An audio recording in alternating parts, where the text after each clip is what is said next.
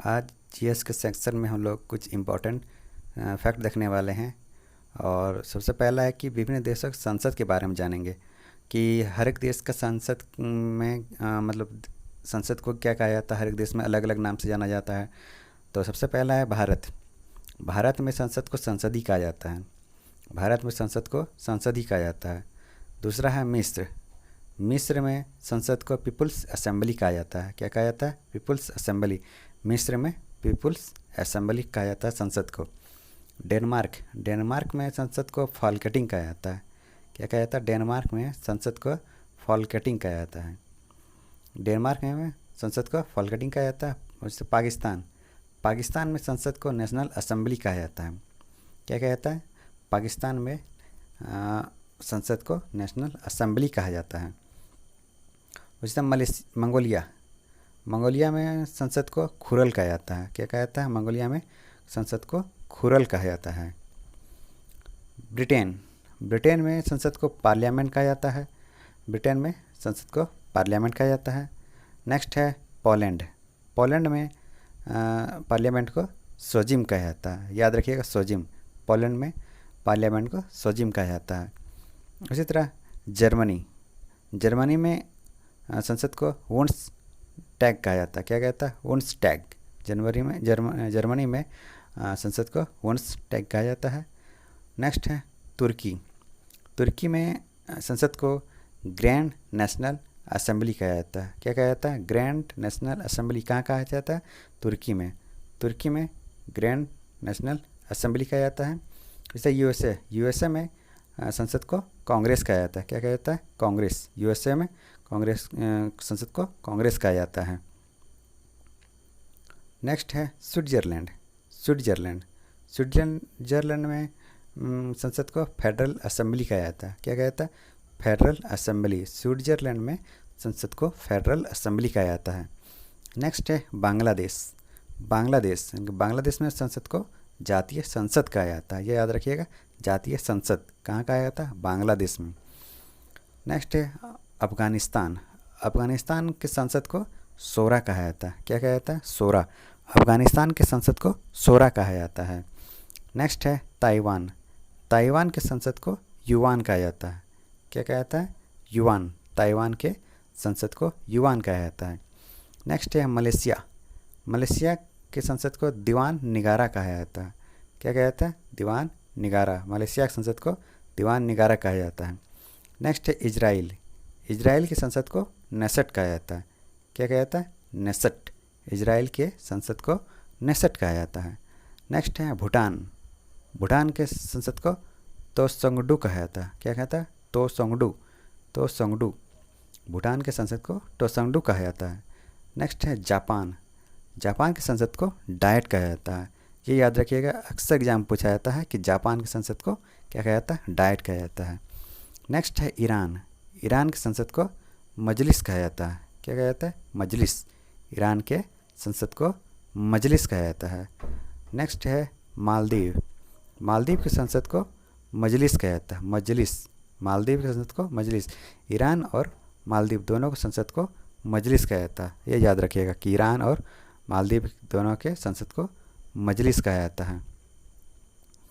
इसमें जापान के संसद को याद रखिएगा कि डाइट कहा जाता है। डाइट। जापान के संसद को डाइट कहा जाता है। नेक्स्ट है फ्रांस। फ्रांस के संसद को नेशनल असेंबली कहा जाता है। क्या कहा जाता है? National assembly. फ्रांस के संसद को नेशनल असेंबली कहा जाता है। स्वीडन। स्वीडन के संसद को रिक्सडॉग। क्या कहा जाता है? रिक्सडॉग। स्वीडन के संसद को रिक्सडॉग कहा जाता है। चीन। चीन के संसद को नेशनल पीपल्स कांग्रेस। चीन के संसद को क्या कहा जाता है? नेशनल पीपल्स कांग्रेस कहा जाता है। नॉर्वे।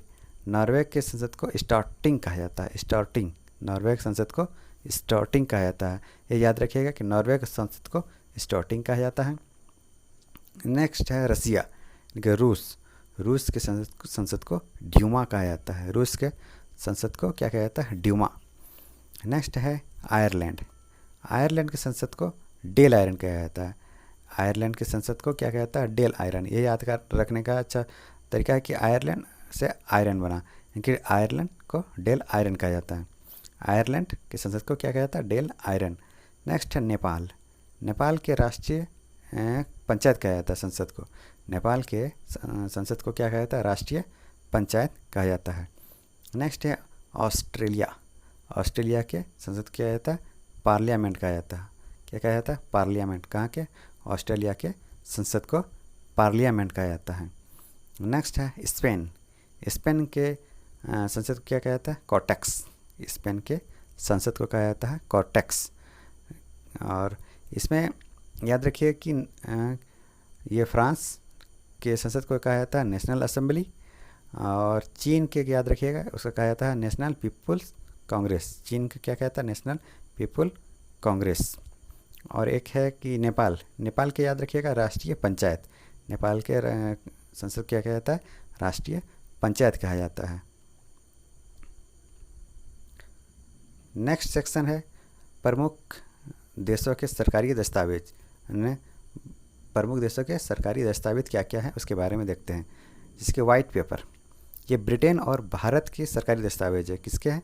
ब्रिटेन और भारत के सरकारी दस्तावेज किसके कौन सा है? White paper. याद रखिएगा वाइट पेपर ब्रिटेन और भारत के सरकारी दस्तावेज हैं। ऑरेंज बुक, ये नीदरलैंड सरकार की रिपोर्ट है। किसकी है? ऑरेंज बुक नीदरलैंड सरकार की रिपोर्ट है। नेक्स्ट है ग्रे बुक। ग्रे बुक जो है वो बेल्जियम और जापान की सरकारी रिपोर्ट है। ग्रे बुक किसकी है? बेल्जियम और जापान के सरकारी रिपोर्ट है। नेक्स्ट है ग्रीन बुक, ये इटली और ईरान के सरकारी रिपोर्ट है। ग्रीन बुक किसका है? इटली और ईरान का सरकारी रिपोर्ट है। नेक्स्ट है ब्लू बुक, ब्रिटिश सरकार की ये सरकारी दस्तावेज है। बी से ब्लू और बी से ब्रिटिश, ये याद रखिएगा। ब्लू बुक ब्रिटिश सरकार की रिपोर्ट है, सरकारी रिपोर्ट है। नेक्स्ट है येलो बुक। येलो बुक जो है वो है आपका फ्रांस की सरकारी रिपोर्ट। येलो बुक किसकी है? फ्रांस की सरकारी रिपोर्ट है। नेक्स्ट है वाइट बुक। वाइट बुक है पुर्तगाल, चीन और जर्मनी की सरकारी रिपोर्ट है। वाइट बुक जो है पुर्तगाल, चीन और जर्मनी की सरकारी रिपोर्ट है। नेक्स्ट है ज्वाइंट पेपर, ये 2 या 2 से अधिक सरकारों की संयुक्त रिपोर्ट है। ज्वाइंट बुक जो है वह 2 या 2 से अधिक सरकारों की संयुक्त रिपोर्ट है। इसमें याद रखिएगा कि एक वाइट बुक है और वाइट पेपर है। ये हमेशा कन्फ्यूज़न करेगा कि वाइट बुक किसका है और वाइट पेपर किसका है।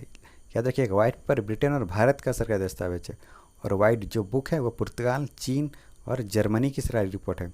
वाइट बुक जो है वो 3 देशों की है। वाइट पेपर जो है वह 2 देशों की। वाइट पेपर है भारत और ब्रिटेन की, और वाइट बुक जो है वह पुर्तगाल, चीन और जर्मनी की सरकारी रिपोर्ट है। ये याद रखिएगा।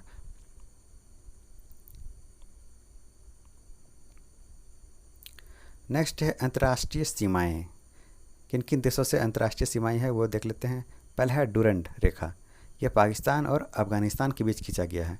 किसके बीच खींचा गया है? पाकिस्तान और अफगानिस्तान के बीच है डुरंड रेखा। नेक्स्ट दूसरा है 49वीं समांतर रेखा। 49वीं समांतर रेखा किसके बीच है? ये अमेरिका और कनाडा के बीच है। 49वीं समांतर रेखा जो है वो अमेरिका और कनाडा के बीच है। 38वीं समांतर रेखा ये उत्तर कोरिया और दक्षिण कोरिया के बीच है। 38वीं किसके बीच है? उत्तर कोरिया और दक्षिण कोरिया के बीच है। चौथा है रेड क्लिफ रेखा, यह भारत और पाकिस्तान के बीच है। रेड क्लिफ किसके बीच खींचा गया है? भारत और पाकिस्तान के बीच खींचा गया है। नेक्स्ट है मैन रहीम रेखा। मैन रहीम रेखा यह है रूस और फिनलैंड के बीच है। मैन रहीम किसके बीच है? रूस और फिनलैंड के बीच खींचा गया है। और नेक्स्ट है मैगिनॉट रेखा, ये जर्मनी और फ्रांस के बीच है। मैगिनॉट रेखा किसके बीच खींचा गया है? जर्मनी और फ्रांस के बीच खींचा गया है। नेक्स्ट है हिंडेनबर्ग रेखा। कौन सी है? हिंडेनबर्ग रेखा। हिंडेनबर्ग रेखा है जर्मनी और पोलैंड के बीच। याद रखिएगा हिंडेनबर्ग रेखा जो है वो जर्मनी और पोलैंड के बीच खींचा गया है। नेक्स्ट है मैकमोहन रेखा, ये बहुत इंपॉर्टेंट है। मैकमोहन रेखा ये भारत और चीन के बीच खींचा गया है। किसके बीच खींचा गया है? भारत और चीन के बीच खींचा गया है। मैकमोहन रेखा भारत और चीन के बीच खींचा गया है। इसमें याद कर रखने के लिए बात है कि 49वीं और 38वीं समांतर रेखा है। जो 49वीं समांतर रेखा है वो अमेरिका और कनाडा के बीच खींचा गया है, और 38वीं समांतर रेखा जो है उत्तर कोरिया और दक्षिण कोरिया के बीच खींचा गया है। ये याद रखिएगा। हाँ, बहुत ही कन्फ्यूज़न वाला है 38वीं और 49वीं। अच्छे से इसको देख लीजिएगा और याद रखिएगा इसको।